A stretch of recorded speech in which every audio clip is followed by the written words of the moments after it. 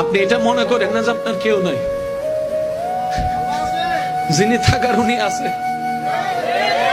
উনার নজর না থাকলে তো নিঃশ্বাসটা চলতো না, উনার নজরটা না থাকলে তো খাওয়ার স্বাদ বুঝতেন না, উনার নজরটা না থাকলে তো ডুকটাক গোলার নিচে নামতো না, উনার নজরটা না থাকলে খাবারটা তো ভাইয়া হজম হতো না।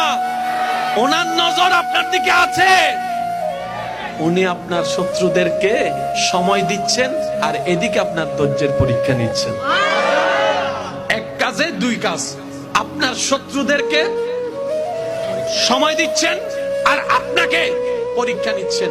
এবার আপনি বলবেন আমার তো কোনো অপরাধ নাই, বিনা অপরাধে সাজা কেন?